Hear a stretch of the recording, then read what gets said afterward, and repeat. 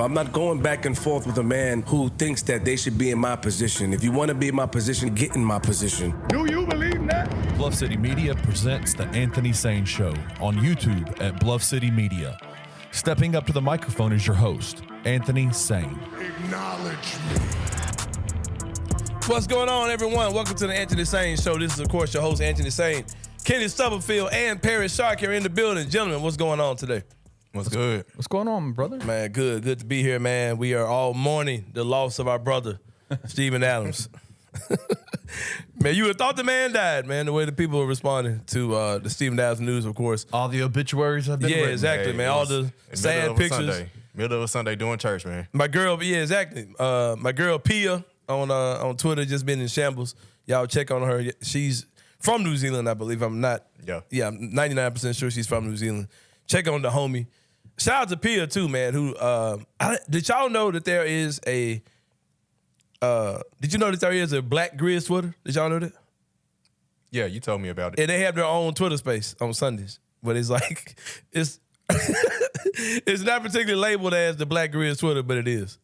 But Pia shows up in their joint every Sunday. I'll stick my head in just to get my laughs off. It's some of the stuff people say because it's a really fun crew. Who runs that? I want to say Young Harriet. Yeah, I think Young Harriet. Yeah, I think Young Harriet. She's a beast on those spaces. And she's hilarious, bro. And she knows ball. She's got a podcast too.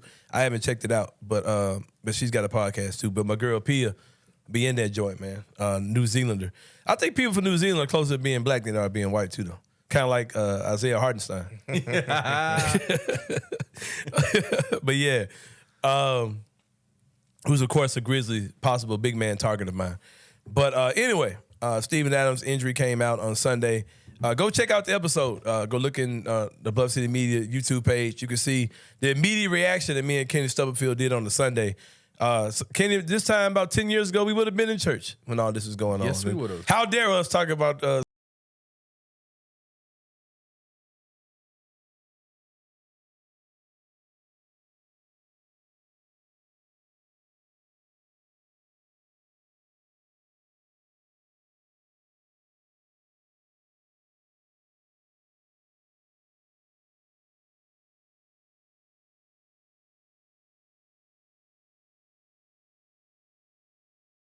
that's what they are, man. The Redbirds. Somebody changed their Wikipedia name, their description to the minor league franchise of the Philadelphia Eagles. Yeah, man. For real, though. True.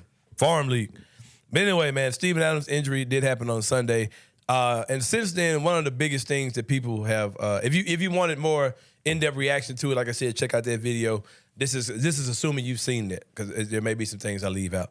But everyone is asking, why didn't he have surgery back in May? Coach Taylor Jenkins addressed this, saying that even if he had surgery during the spring, that Steven Adams still would have been out for this entire season, which, of course, led people to do the math and be like, no. So what are you saying, that he's going to be gone longer next season, too? This is going to extend? This is how I interpreted what he said. This is a 10 to 12-month injury. So if he had the surgery in May, he would have been out until May of this year, which was right, either in the middle of the playoffs or whatever. Right before the playoffs, something like that. Then you would have to make the decision of whether or not you play him in the end of the season or you just wait until next year. That's not particularly saying that if he got the surgery in October, that he won't be back until spring of next year. So the offseason of next year. So basically, it's a 10 to 12-month surgery. So I kind of get what Coach Jenkins is saying as far as that's concerned. Then I was listening to Chris Harrington on the Jeff Calkins show, and he was saying that from his understanding, from some stuff he had saw, is that with the complexity of the injury, that what made it so difficult back last season, if you ask the question, well, why didn't they just have the surgery last season before the playoffs? He said the common practice for that type of injury is if you have the surgery, it's a very long rehab process. It takes 10 months to a year, and that most people, they are able to deal with it with just therapy without actually having to go under the knife. So the Steven Adams pretty much fit into what most people do with this particular procedure, and it's just kind of a lot of unfortunate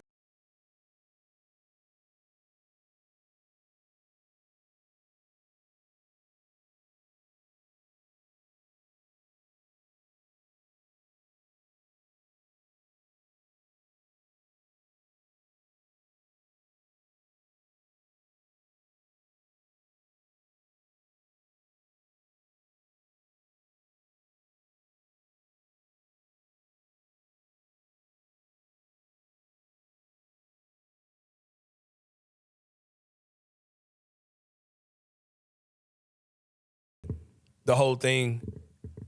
But I'll say this: the Grizz coach Taylor Jenkins was also asked, was there any contingency? How long did you know? And here's another thing too. I think the Grizzlies have known for this. This could be a possibility for a while, but they're trying to move in a way that makes sense short and long term. I think, like I've said on Twitter, that they're probably going to go into this first 5 games of the season and see what they are.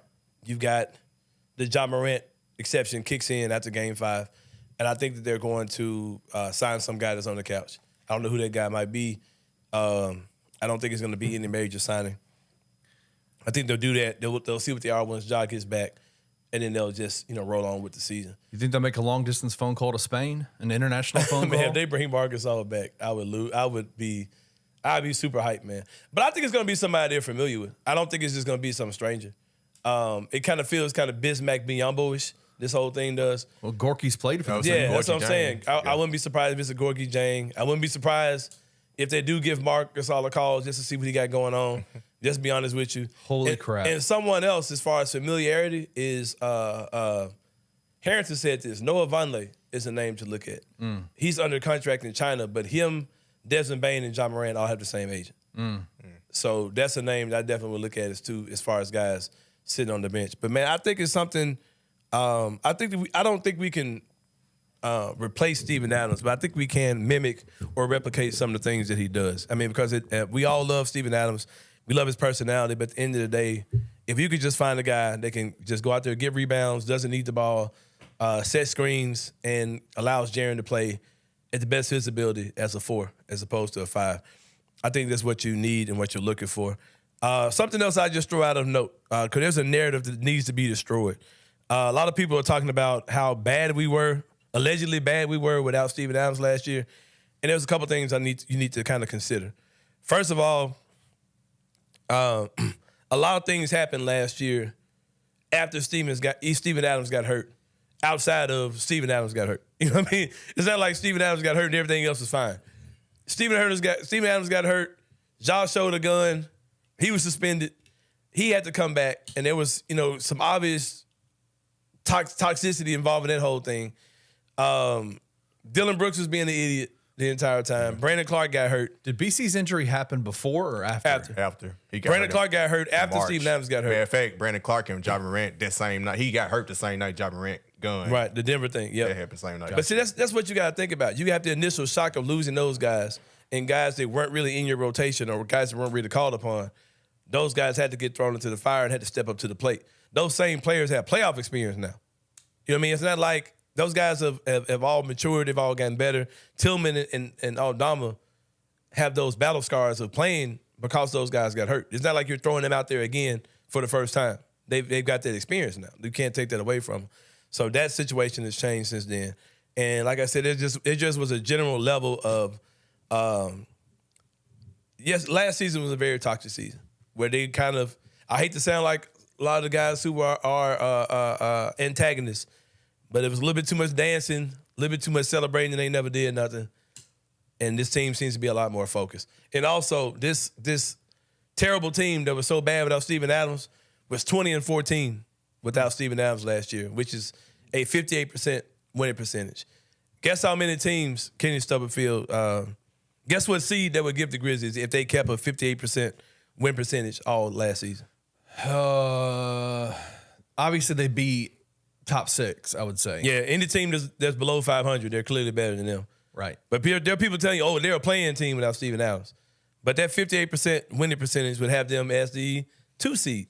Wow. Exactly where they ended up. You know what I mean? Like, and it's people act like they just fell off the map without Steven Adams. It's just not what the case was. And I think all things considered, if you still were 20-14 without Steven Adams, 58% team, which you would be better than every team in the West except for yourselves, and Denver was the one, right? Yep. Yeah. Wow. Yourselves and Denver were the only teams who had a better win percentage than 58%. That's crazy. I didn't know that. Yeah. So y'all got to kill that narrative, man. This team is not going to be a bad team. You're about to have 3 All-Stars under age 25 on this roster. And find me another team that's done that. Any team like that in the past, your Golden State Warriors, what's the other young team that had those teams are good. They're NBA final level teams. And I think in today's NBA, if you got 3 guys who are that good in your team, you're going to be a good team. But yeah, I'm going to wrap this up. I'm ready to get my guy Daniel Greer in, talk some more Grizzlies, preview stuff going into the season. 2 of the best in the business, man. My man Daniel Greer. The man on Bluff City Media, Daniel Greer, is going to join in with us today for the Sit Down with Sain. About to take a break. When we come back, we're going to jump in with my boy Daniel Greer, and we'll see you guys in a minute.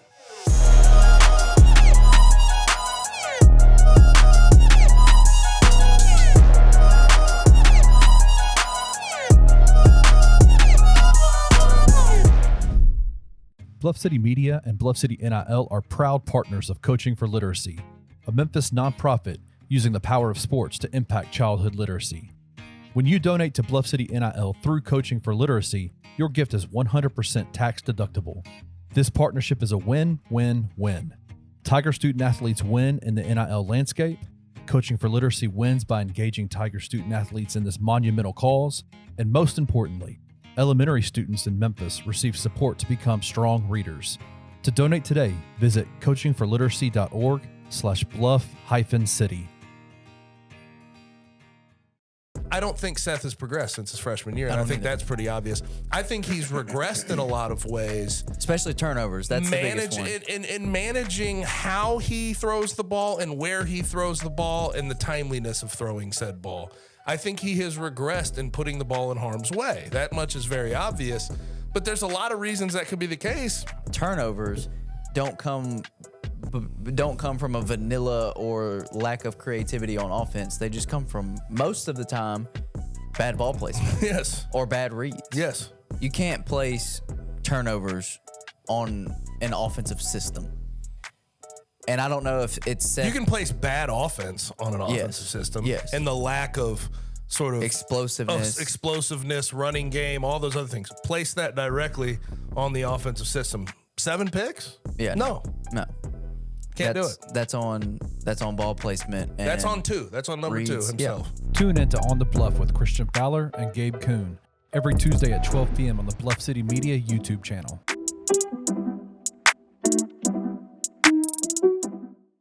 I meant to ask this earlier. Is this the biggest game for Memphis football since what? Biggest game overall? I think the Cotton Bowl is in a league of its own. So outside of the Cotton Bowl, this game is the biggest game for Memphis football since blank. Since probably the second game against Cincy to go to the Cotton Bowl. The 2019. Home game.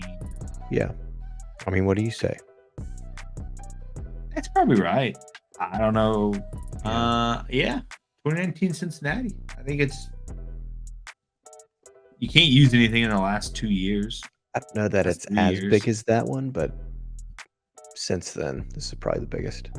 Yeah, I think I would agree. 2019 Cincinnati. Tune in to Tigers Untapped with TJ Willis and Trey Lasley every Wednesday at 3 p.m. on the Bluff City Media YouTube channel.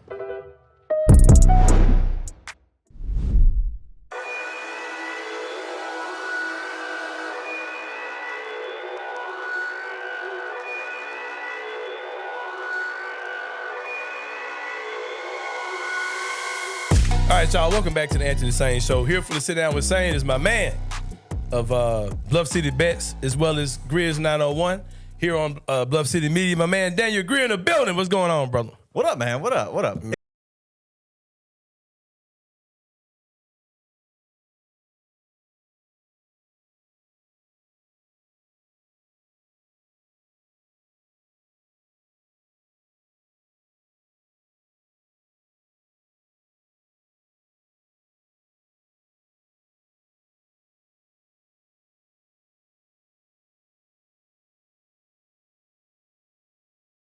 Not on one. Hope you guys are doing the same. Every post game, you can check out Grizz 901 for immediate reactions to the games, man. Yeah.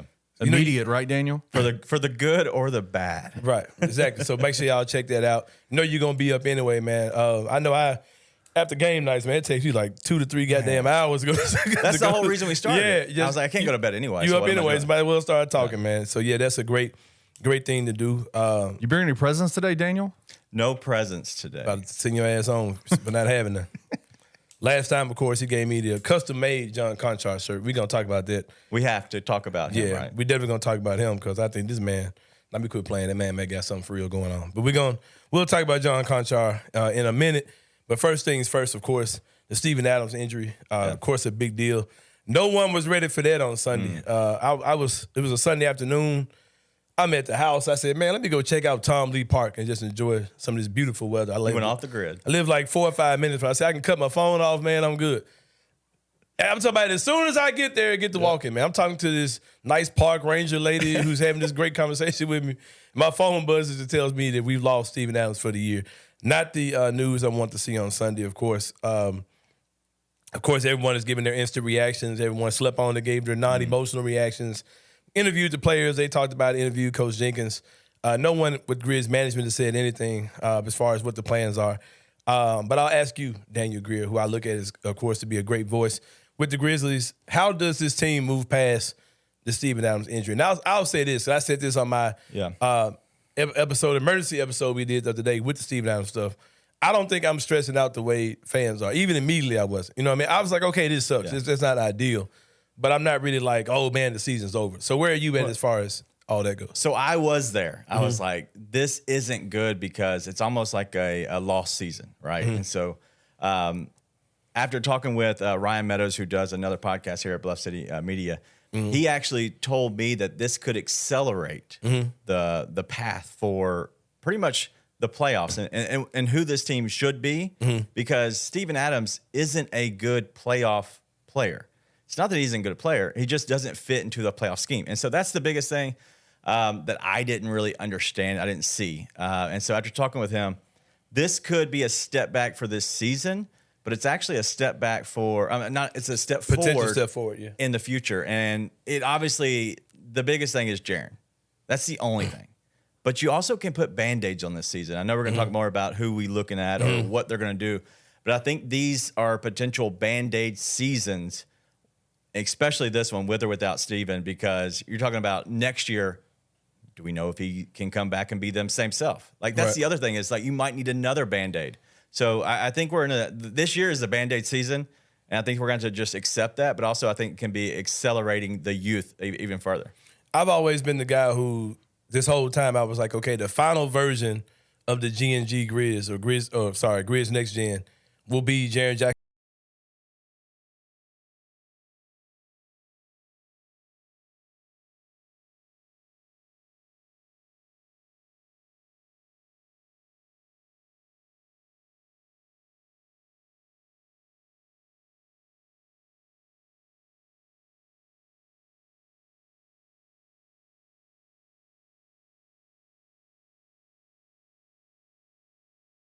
This may ultimately be for the better because it may kind of force our hand to kind of push to whether the final form of the Grizzlies are. I don't think Steven Adams is in the long-term plans for this team. I think that in the here and now, he's a very important part. But I can see 2 or 3 years from now where they kind of shift what their front court dynamic looks like. So yes and no. All right. So Steven Adams, as currently constructed, makes Jaren the best version of himself. Right. Exactly. We'll talk about that too. That's nothing bad with that. But also next season, it still allows Jaren to be the best version of himself. Long term, is Steven Adams long for this team? I think yes, because Steven Adams is a different kind of guy who can take a step back.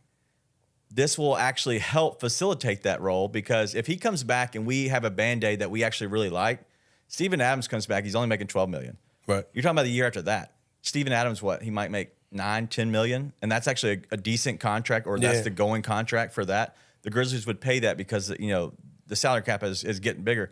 He's okay probably being that backup guy because then he can then prolong his career from whatever age he is. What, 31? 20? He's 30. Yeah, 30. So at that point, he's 31 back next year. So at 32 to 36, he can play 4 more years, making $10 to $12 million maybe a year at being a backup. And I think he can be a very good serviceable backup guy that can help surround a guy like Steven or Jaren Jackson. Yeah, I haven't. I think it's a really big deal that he's out, but it's not like the season's over type thing. Because I've had these conversations with people too. I'm like, it's not like you're losing a guy that you're losing such and such points per game. You're losing like your best perimeter defender. It's not like you're losing your number one playmaker. He has a very valuable role in his team, but he really doesn't do too much. Like all we ask Steven Adams to do is, and people have gotten like mad at me for saying that. I'm like, okay, bro, like this, what is he doing that I'm not seeing? You know what I mean? He's a top tier rebounder. I can't take that away from him. But his role is to rebound the basketball. Right. He rebounds the basketball. He sets picks, and he's big. He allows Jaren to play the forward. That is a role. Yep. And I think that's important, but he's not doing a lot of things. So I think that someone who can do something serviceable that looks like what he's doing could keep this team in an elite position. Well, I think it's replaceable, right? Like you were saying, it's not like it's lost as in this isn't good for the team and he isn't a good player. I think you're saying is I think you can go out and find that. Yeah. Just like I was talking about the Band-Aids. I think you can Band-Aid him with a 1-year guy and then maybe the next year another 1-year guy. And if you have to, as he prolongs his career, maybe Band-Aid in a different direction. I think you can work around a player like him. You can't work around a Desmond Bane. Yeah, you lose Desmond Bane, now we're talking about, okay, the season. You lose Ja, it's the same thing. If Ja's out for the year, if you lose Jaren, you know what I mean, for the year, you're talking about you're a totally different team at that point. You can still kind of be a very good version of yourself without Steven Adams out there. A lot of people are speculating how the Grizzlies should fix this. It's funny how 5 minutes after finding out something, everyone turns into what's the guy's name who breaks down salary breakdown and Bobby Marks. Bobby Marks. Everybody turns into Bobby Marks 5 minutes after an injury. You know what I mean? We know the entire NBA, and it's like everybody's just super excited about this recognizable name porn, and it's like okay. You know that name. It's like I think we need to be chasing a skill set and not a name. Like people are like naming these guys. Like DeMarcus Cousins is slow, great talent. What I'm saying is we don't need a center who can go out there and give us 20 points a game. Like we don't. That's not what we need to bring in. Like people are naming a lot. They love the names, but there are guys who are probably more serviceable for what we need to do that you may have never heard of. Go ask the NBA nerd guys on Twitter. They can tell you who the Grizzlies need to go get. It'll be some dude on the end of Orlando's bench. Because somebody was talking about some dude who plays for Orlando. I was like, all right, why not? I mean, it's like some kid or whatever. So with that being said, I think the path that the Grizzlies are going to go on is they've got this 5-game window before Ja's exception kicks in. Yeah, it's a free look. Right. So I think they're going to see what they look like for the first 5 games.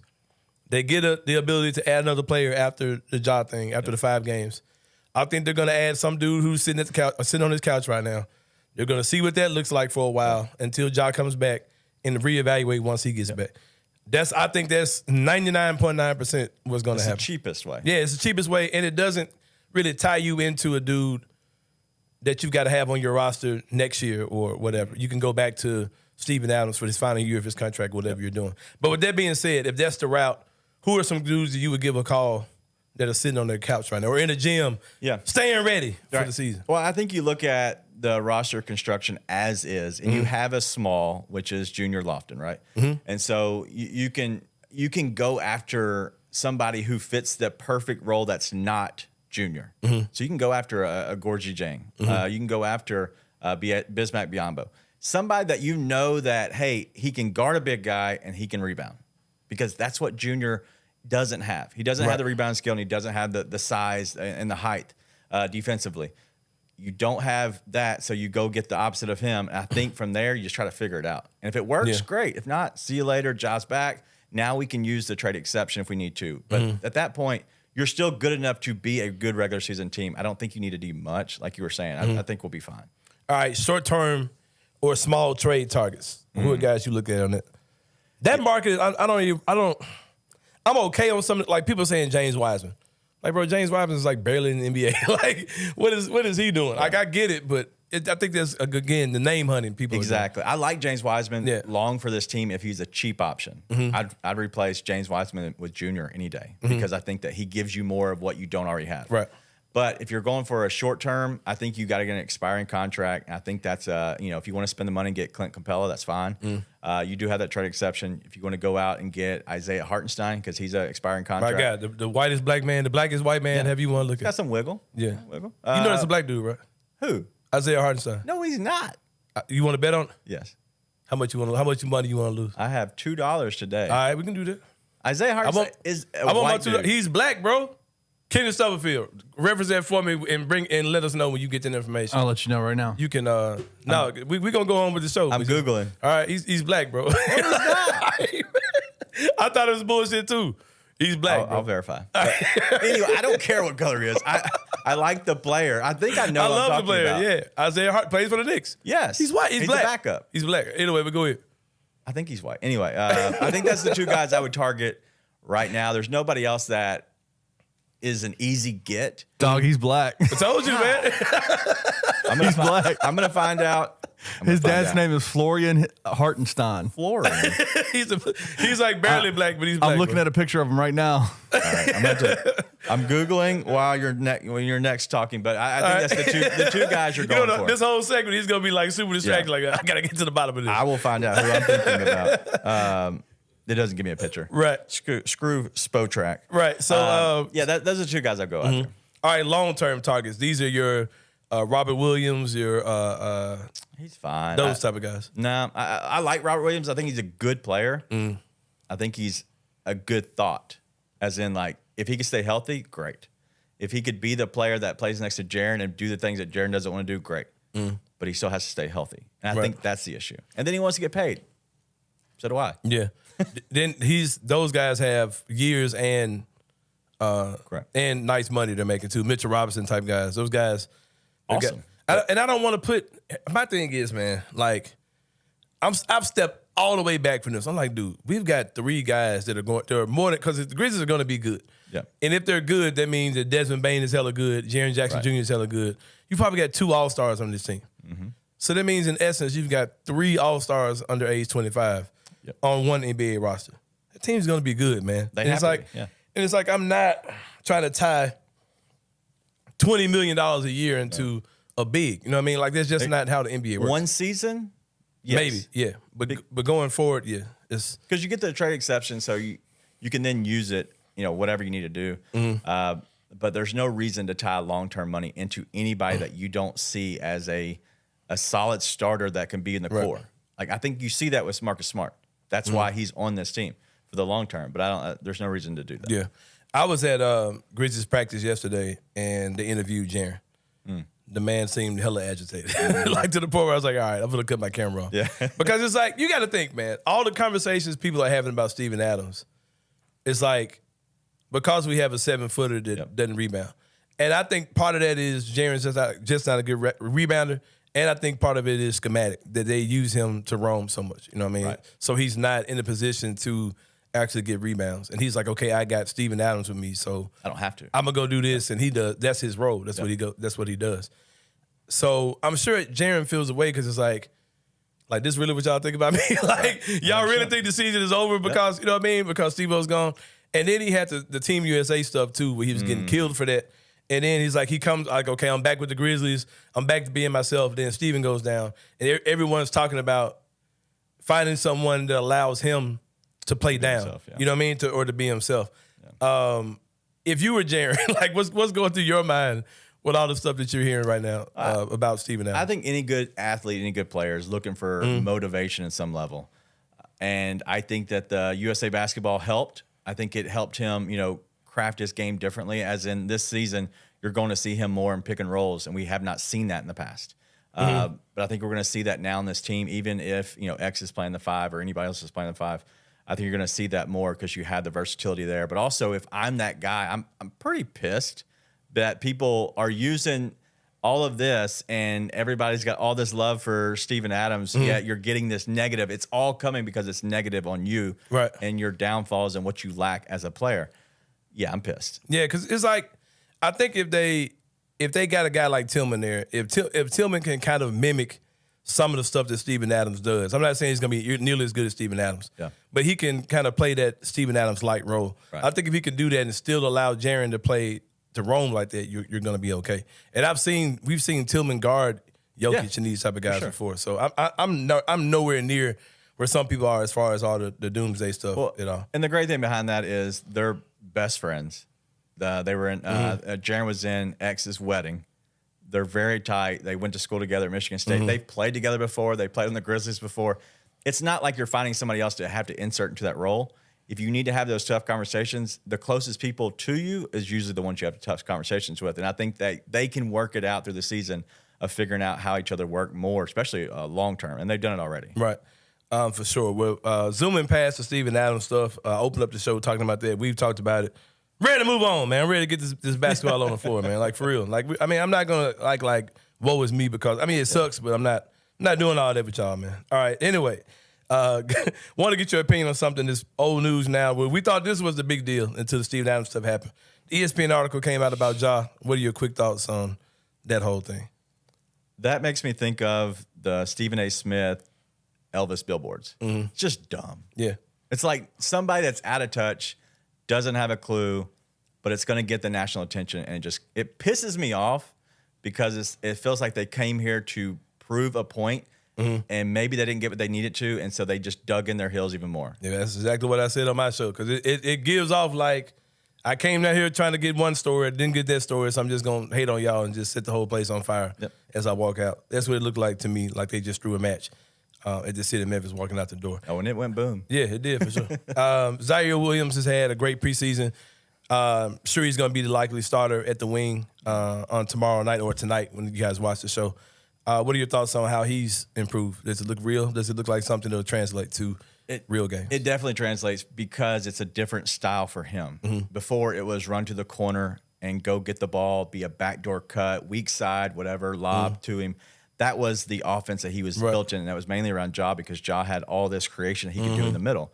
Well, now you're seeing that. You're seeing him come in, short corner sometimes. He'll come from the elbow. And maybe he might even come to the top of the key and catch the ball. He's able to create, but it also gives him more of an area to move, and it doesn't keep him in his box. Yeah. I think that was his issue this second year, besides health and being all, just effed in the head. Right. I really do think that this creation and this ability for him to do whatever he needs to, I think it's going to help him. I'm just curious what this team looks like game 26 on compared to game 1 and 25. Right. I think I'm there with you as well. Talked to Marcus Smart yesterday, asked him, I said, man, you've played for championship level teams. You've been to the finals, Eastern Conference finals, like 4 or 5 years in a row with Boston or something like that. I said, do you see a championship atmosphere here, especially considering the news that we got today? He's like, yeah, like these dudes are ready to play. They're refocused. Yep. And that's something that I think is a lot of people aren't talking about. Right. This team is moving like a bunch of grown-ass men. Like the comments they're making, and like Jaren was like for real agitated yesterday. Like I could tell like that he was like he wasn't really feeling this, but he didn't. Typically he'll joke something off, he'll say something silly. Jaren was like, nah, man. Like he was because Giannis was like, do you feel snake bitten? And Jaren was like, man, I don't even know what that means, man. Nah, we ready to play ball. Nah, no, I don't. You know what I mean? You're so aggravated with the questions. Preseason, they're like, I just want to get to the season out there, and then kind of game content. Yeah, so I'm really impressed about the team's level of maturity and their level of focus. Question for you: who have you seen the most from this season on this team so far? Because I have my guy. I'm wondering if it's the same guy. What do you mean, like talking and stuff? Like just seeing like how they act and the way their game is, like everything. Like it just seems like there's been a huge maturity level like jump from previous seasons. Well, I never looked at him as being immature. Actually, I did when I think about it. 'Cause I did see some things where he was kind of getting baited into the silly stuff. But Desmond Bane looks like he's became a real leader for this team. And it may just be that Beyond Grit video I saw. Yes. It might just be something like that. But like he's really on his grown. But having kids, that's what does I was it, man. It's been that kind of stuff. Yeah, for sure. For sure. Derrick Rose looks like he's a guy that can definitely, if nothing else, give you some backup point guard minutes. I was watching him at training at practice yesterday, get up shots. I was like, man, I still haven't got over like this is freaking Derrick Rose. You know what I mean? But he looks like a dude who wants to be there and he's ready to play, man. He looks like he's ready to get out there and contribute to this team. What do you think that would look like, as far as his ability to help on the court this year? Yeah, so when Ja comes back, I think it's going to be tough for him to get more than 12 to 15 minutes max. I think before Ja, I think you're going to have him, have to get to the 18 to 20 minute mark in a lot of games. But I think what you have and what I've seen in Derrick Rose is he's the opposite player of Tyus, but he's also the exact same player as Ja because everybody says like Ja's the next, Derrick Rose 2.0. I think what you have now is from the coaching side of things, I think you have the same game plan throughout the entire game. You don't have to have this is the offense A, and then Tyus comes in, takes it over, and this is offense B, and you have a different flow. Right. I think you have a guy in Derrick Rose who can slash, he can shoot, but also he can take guys on the dribble. He can do whatever creative-wise, just like Ja can do. Obviously on a whole nother level right now, but then you have Marcus Smart who can also run that same style of offense. The style of offense is going to look the exact same from minute 1 to the last minute of the game. Right. And also, if there's anything I want Ja to mimic in his watching Derrick Rose in these 25 games, that dude's floater is nasty as hell. He's got a little weird-looking little floater he hits in that paint. I'm like, man, Ja, if you get something like that to your game and keep it, like in the mid-range, dude, you're unguardable if you can get something like that going. Looking bad for my boy Junior Lofton, to me. Yeah. He's a guy who, being a Junior Lofton fan, I will also admit that he probably should still be on a two-way. I think that's pretty much what it is. Yeah. He's super young still. He's going to get thrown into the fire this year.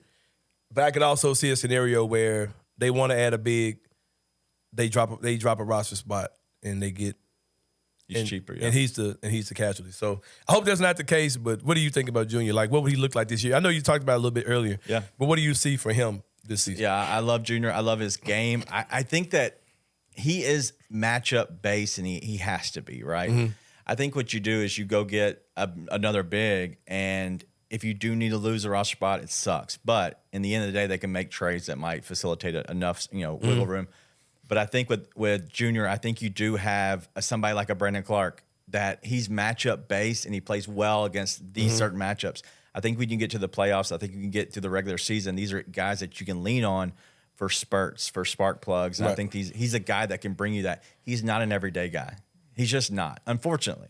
Until he figures out a way to trim down and where he's able to be more, mobile, then that's really it. But him offensive, it's so great. Oh, man, it's beautiful. But he has to learn how to play in the offense, though, because he's got to be able to give and go and let the ball come back to him, but also not have the ball. He's got to know how to play when they're not running stuff for him. Exactly. When he's not out there with the 11 through 15s. Yep. Like when he's out there with the big dogs, he's got to figure out how to affect the game without, scoring, without having plays. And that's on the two-way, so you that's great. It'd be great. But they don't have a John Morant. They don't have a Desmond Bane down there. They don't have anybody. He's the best player, so they're going to run it through him. Right. I think him on a two-way would be awesome, give him more reps, but he has to now. He's with the team. He needs to stay with the team. Just try to figure out if he can fit into the NBA actual basketball. Yeah. Final question for my man, Daniel Greer, host of Grizz 901 here on Bluff City Media as well as Bluff City Bets. Your man, John Conchar, has some personal stuff going on. Yep. We haven't seen him outside of one preseason game. Are they going to force, whatever you got going on, brother, wish you the best, but are they going to force John Conchar down our throats, this season? All right, so we had this conversation because they find a way to get him into the rotation, man. Yes, but y'all keep telling me they don't. That's what they keep telling me, Ken. So Tuesday, we had the daily grind, and so me and Luke were talking about it, and so I sent out a message to my source who contacted and just make sure he was good, and who is actually John Conchar himself. And they said they sent a thumbs up back, He's good. emoji with a thumbs up, and he said I'm good, pretty much. So I'm guessing he's good. The thing is with someone else said I'm good for John Conchar, is what you're saying. I saw. You just gave away that you. Okay, I got you. I just saw a thumbs up. I don't know from who it was from. All right. It was a blocked number. But I think that Jitty could be good for this team for the one thing. What's it? Rebounding. You're right. That's the only reason, because we have a better shooter in Zaire. We have a better defender, in a sense, Roddy. We don't have anybody that's better than him at rebounding. I hate the way he's played in the past couple of years. He just not looked himself. He doesn't look aggressive. And I think he's better than what I've seen. With all the jokes I get off, I think he's. I really, if you go check my receipts, man, I thought John Conchar was going to take a leap last year. I thought he was going to be like a close to 40% shooter. He did the very beginning of the year. Yeah, and I was like, oh yeah, that's going to work. Like I thought he could be the Melton replacement. I was like, that dude can do what Melton does, like to an extent. Yeah. And it just wasn't the case. He needs to rebound the ball, play defense, and he doesn't need the ball, so he can shoot 2, 3, 4 times a game, and just be there and play his 14 to 18 minutes and be a rotational player that actually helps us be a good team. But you can't have what you had last year. Yeah, I don't know if he's long for this team, but his contract is 2 years this year, and I think it extends into 6 upcoming. So I don't know what they do, but if it was me, I'd probably trade him straight up for Andre Drummond. Look at me too. Be honest with you, that's what I've been looking at. But John Conchar. And of course, we're doing all this talking. He's going to best around and do the dude to save the season, averaging like 8 rebounds score 20 a game. the first night. Average like 8-9 rebounds a game off the bench. John Conchar, the wing we didn't know we needed. But yeah, man, for sure. My man Daniel Greer. Y'all go check I him need out. to call Daniel on the carpet for a second. Okay, about what? You said I need my money too, man, about Black Isaiah Hartenstein. right? I know that's at $2. I knew you did, man. Where's that? Apple pay me, homie. Go ahead. Jaren kind of recoiled at the idea of the Grizzlies being snake bitten. Do you feel snake bitten a little bit? I don't. Why? Should I? Well, there's a kicker for the Los Angeles Rams named Brett Maher. What did he do? I think he kicked like 75% of his field goals and extra points this year. Like he was killing it, right? Killing it. And then Bluff City Bets, Daniel Greer decided to promote this man on his show. Brett Maher, take him. What did he do in the last game? Man. Missed 3 field goals. He hit 1 of 4. And guess what happened today? Fired. He got fired. No way. He got cut. Damn, bro.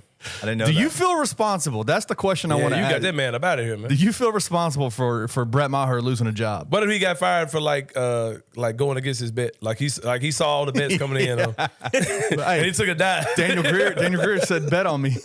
Listen, the guy's Go a good get paid. kicker. Same thing happened with the Cowboys. Same thing. Yeah. So I'm a Cowboys fan. I support Brett Maher. Unfortunately, he lost me money. Do you don't feel responsible for? No. Okay. Listen, I gamble Probably should, responsibly. bro. Probably should. I mean, you cost that man a job by pushing him out there, man. He still got more money than me. That's Screw true. him. That's true. All right, real quick, Daniel Greer. Tonight, when they watch this tonight, the Grizzlies will be playing the Pelicans. Yep. What's the prop bet you would throw some money in? Yeah. So my favorite is Zaire Williams over 2.5 rebounds at minus 105. I think that's a lock. You can also look at Xavier Tillman. That's over 6.5 rebounds, minus 125, I believe. But if you want to make some money and have fun, it's plus 565 for a Xavier Tillman double-double. I think he can get 10 rebounds, and I think he stupidly shoots a 3 and hits it, and then he scores another 7 points. I can see it as well, man. Sounds like free money to me. My man Daniel Greer, check him out. Like I said, Grizz 901 and Bluff City Bets. Check him out on Bluff City Media. My man Daniel Greer. When we take a break, about to take a break. When we come back, the 3-pointers here on the Anthony Sain Show. See you guys in a minute.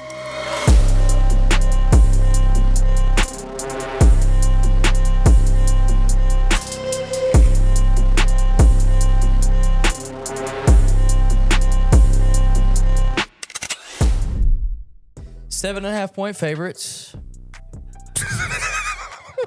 What? Is that exciting to you guys? No, it's not exciting. I get it. Point In the favorite. schedule, it's like line them up, knock them down. Come Yeah, on. Until I mean, you get yes. to SMU, line them up and knock them down. How many eyes are going to be on the University of Memphis over those 3 games? In person? Not many, I don't know. Tops 12 to 15,000. Oh, that is so... Like top. North Texas. And then they play Charlotte. But what will Bank of America and Lincoln Financial look like? It will look like the Eagles played on Sunday Night Football against the Dolphins. Lincoln Financial, when Memphis plays Temple, will look like Sunday Night Football did for Eagles Dolphins at approximately 2:30 Monday morning. So 0 people in the stadium besides the workers. Yes. Yeah. Tune into On the Bluff with Christian Fowler and Gabe Kuhn every Tuesday at 12 p.m. on the Bluff City Media YouTube channel.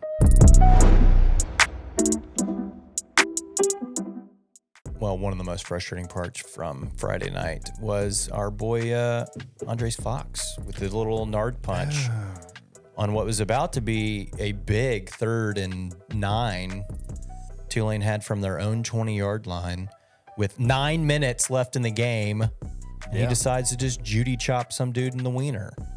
It was more than just a little nut tap. No, he punched him. Yeah. I've played in a lot of sporting competitive events, and I've gotten mad and I'll shove somebody or something, or I have never once stood up and been so mad and was like, I'm gonna hit this dude in the nuts. Were you shocked that he only got half against UAB? I thought Ryan was going to throw him off of the team. So did I. I thought his career was over. His college football career was absolutely over. He's just not gonna play 30 minutes of football. Is that 15 for each nut? I don't know, dude. Tune in to Tigers Untapped with TJ Willis and Trey Lasley every Wednesday at 3 p.m. on the Bluff City Media YouTube channel. Bluff City Media and Bluff City NIL are proud partners of Coaching for Literacy, a Memphis nonprofit using the power of sports to impact childhood literacy. When you donate to Bluff City NIL through Coaching for Literacy, your gift is 100% tax deductible. This partnership is a win-win-win. Tiger student athletes win in the NIL landscape.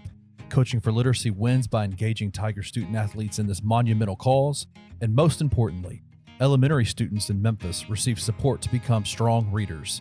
To donate today, visit coachingforliteracy.org/bluff-city.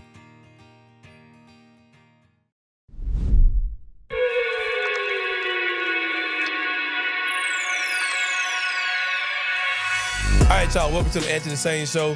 This is a segment we call the three-pointer, where we talk about three things going on in the world of sports. Shout out to Daniel Greer, great segment with him.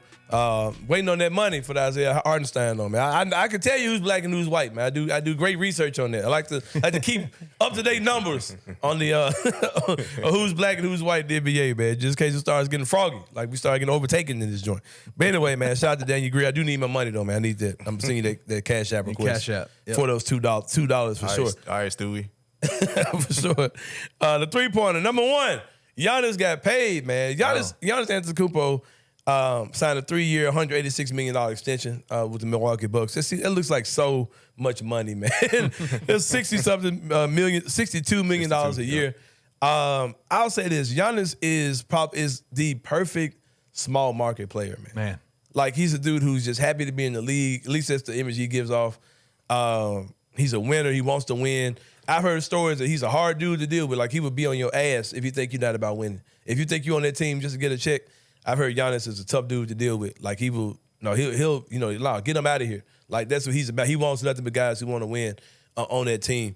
And shout out to him, man. But just the way he moves, man. Like, you take care of me, I'm going to take care of you.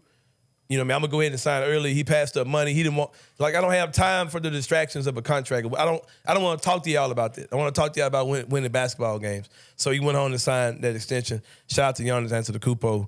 Getting that money, man. I'm not mad at the man at all for that.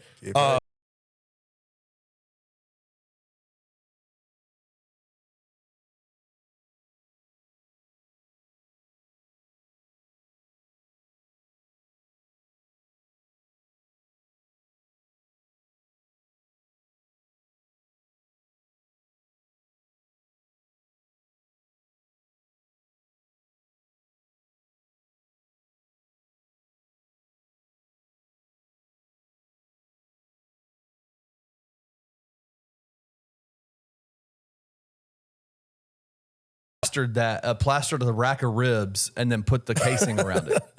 I wouldn't doubt that. That's dope as hell. I ain't gonna lie, man. That's a very small game in the whole grand scheme of things. But that concept is really cool to me. Like, a trophy's awesome. Yeah, like two cities known for their barbecue going at it. They did a whole barbecue festival thing outside. Yeah, with winners and losers and shit. Yeah, they should really blow that up. But shout out to Tiger football for beating UAB in the Battle of the Bones. Also, University of Memphis related. University of Memphis is having a student-only open practice, man. Like this. They heard from you, bro. They heard you. Man, the Tribal Chief, man, speaks again. Do I have to be the Tribal Chief of Grizzlies? Of Tiger basketball Twitter. Tiger Athletics Twitter. Do I have to be that too? I think it's already been bestowed at this point. Yeah, that's Brandon Baumgartner, I believe. It's a lot of people may lay claim to that. Yeah. Man, I saw a dude on Twitter, man. I can't think of his name. And I respect this dude, but like, he just has some wild takes when it comes down to Tiger basketball. Had the audacity to call Grizzly fans delusional. Like, Grizzly fans talking about their contenders and contend you got to have this. Like, bro, you said you thought that like every Tiger basketball team was like Final Four caliber. Like, man, stop. Anyway, yeah, shout out to University of Memphis for sure for that. That's pretty dope that they're trying all these different things to get students involved, and I'm not mad at that at all. That's really, really, really dope to me for sure. Number 3, I said, is somberly Kenny Stubblefield. Went out for my son's birthday weekend. One of the things we did was we attended the 901 FC playoff game. 901 lost to Louisville City FC. The game was tied 1-1. 901 FC scored before we even got there. We got there like a few minutes late. They scored in the first minute of the game. 901 FC scored. Louisville scores later on in the first half. There weren't any more goals the entire time. They have they handled overtime different than I thought. Yep. They do 2 15-minute halves. Right. And then after that, they go penalty kicks. So they went to penalty kicks. The first 4 guys, both guys scored. Louisville, they were kicking first, so their kicker got his goal. 901 FC goes up. He totally fakes out the goal kicker. The goal kicker shows his hand, like totally dives, like he's gone. Empty net. The guy kicks the ball, hits the right side of the goal, comes back out. It's crushing. He was crushed. And I'm sitting there thinking, how many more of these do we got left, man? Because I shout out to 901 FC, man. I said I was going to go. I've been to a couple games before, maybe one game before in the past. I bought tickets. No, I didn't buy tickets. It was a date. I'm sorry. And the person I went with, she paid for it. Almost, man, I felt bad. I said, I bought tickets. I don't buy tickets to nothing. But anyway, so I went one time on a paid ticket. And then I started going as media this year. And then they just started giving me comp tickets and really showing me love, getting gear for me and my son to wear. Giving him welcome package. They brought it up here, like a package full of stuff for me and my son. Yep. And shout out to the people at 901 FC. I know they've getting a lot of flack for the way they have or haven't marketed. It's tough, man. You're in the basketball and football town, heavily basketball. There are things they could do? Sure. Hit your boy up, man. I'll help y'all with how I think y'all can do things a little better next year. Shout out to my boy Josh Clayton over there with their PR. Just hoping they're back for a while, man. Story came out saying that basically confirming a lot of people's concerns that if they don't have their own arena by 2026, that 901 FC won't be here anymore. So I'm going to enjoy next season as much as I can. Kenny Stoveville, I'm not going to worry about the future. The way things look, they won't be getting the new arena. So I won't. Yeah, there was a town hall meeting that the Daily Memphian put on with a couple of city councilmen, and they specifically talked about the money and the state money coming in and kind of where that was being allotted to. And it was pretty disappointing, their reaction towards a potential soccer stadium that in place of where the Coliseum is now. I don't think we heard the whole plan. I don't think they told us the whole plan. Yeah. But my hope is that they have a plan in place to keep the 901 FC here. But I really enjoy those games, man. Yeah. Man, especially if the weather's nice. Like the sight lines are all pretty dope. My kid likes it. Live soccer is effing fun, man, to watch. And they kind of, as far as in-game experience, like it's heavy Memphis music. They score a goal. It's explode. It's fireworks going off. Whoop that trick. I give them the whoop that trick pass. it was all kind of stuff, man. Like it's a pretty decent experience. There are some things that I would tighten up as far as because more people should know about it. I think they're doing a poor job of that. I'm not gonna slam them about it. It just kind of is what it is. But I enjoyed the overall experience being at 901 FC games, man. But about to take a break. And when we come back, it's Inside the Same Brain. Just got a quick announcements for y'all. That's all I want. Something I want y'all to take a look at. Something I want y'all to check out and fool with your boy on. We're going to talk about that when we come back on the Anthony Sain Show.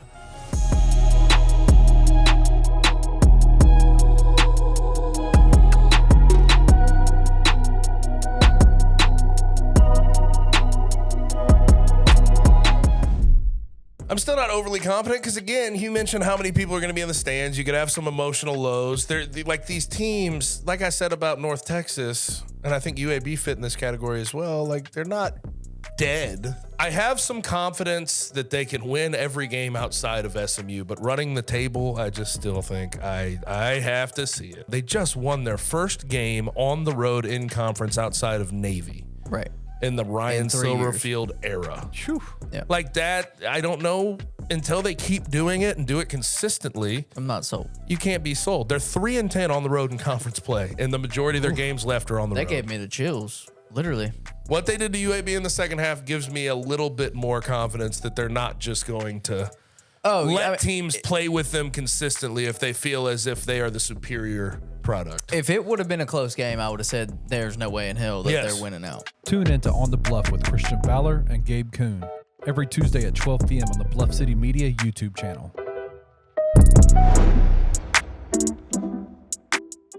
If I hear Unholy reason. one more time post game from anybody, staff, player, fan, they ran something defensively we hadn't seen on film, I'm going to lose my mind. If you and I were head coaches for two different teams, do you think you would change up just a little bit what you do Oh, yeah. every game? Yeah. Yeah. I really hope our defense is doing that. I hope our offense is doing that. I legitimately, when I heard that, I was like, I misunderstood the statement, or he misunderstood the question, because there's no way in hell you want me to believe that you were like, they just didn't run the same thing that we've seen on film the past 6 weeks. Yeah. There's no way. It's like taking a test and expecting all the answers to be given to you beforehand. Look, The questions were different than the practice test. Tune in to Tigers Untapped with TJ Willis and Trey Lasley every Wednesday at 3 p.m. on the Bluff City Media YouTube channel. Bluff City Media and Bluff City NIL are proud partners of Coaching for Literacy, a Memphis nonprofit using the power of sports to impact childhood literacy. When you donate to Bluff City NIL through Coaching for Literacy, your gift is 100% tax deductible. This partnership is a win-win-win. Tiger student athletes win in the NIL landscape. Coaching for Literacy wins by engaging Tiger student athletes in this monumental cause. And most importantly, elementary students in Memphis receive support to become strong readers. To donate today, visit coachingforliteracy.org/bluff-city.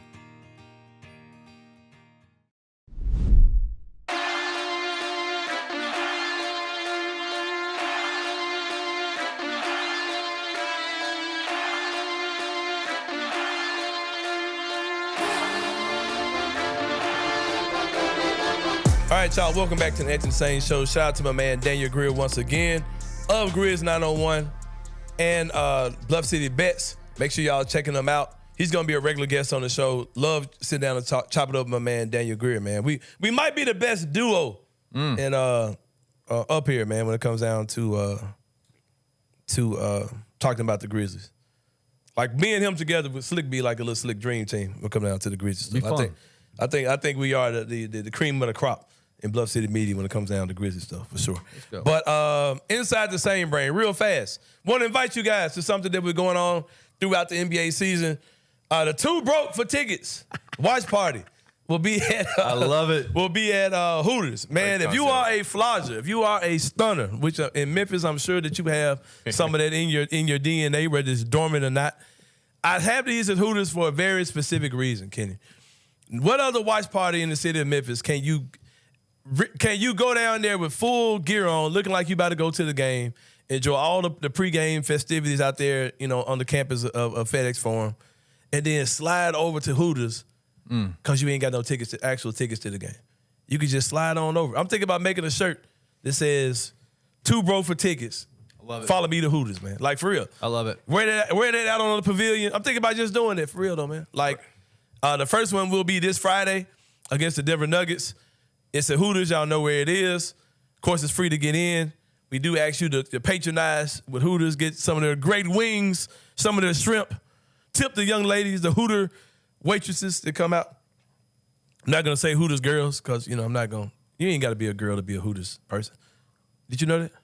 I did not know that. They got sued a couple times with it. But anyway, yeah, come check that out. The Two Broke for Tickets watch party.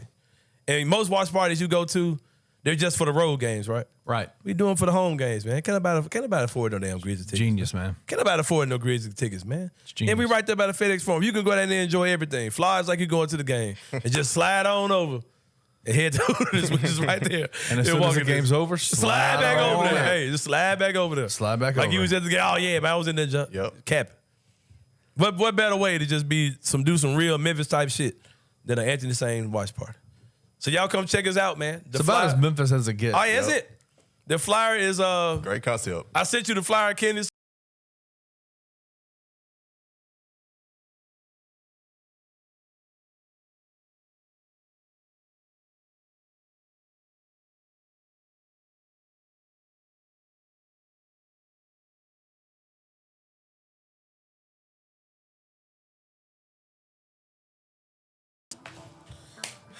Anyway, man. But yeah, for Kenny Stubblefield and Perry Sharkey behind the glass, this is your boy Anthony Sain, man. We'll see y'all next time. We out. Thank you for listening to the Anthony Sain Show. If you enjoyed this episode, leave a rating and a review wherever you download your podcasts. Also, like and subscribe to Bluff City Media's YouTube page. For comprehensive coverage of Memphis sports, head over to www.bluffcitymedia.co and find out how you can become an insider. We will see you back here next week.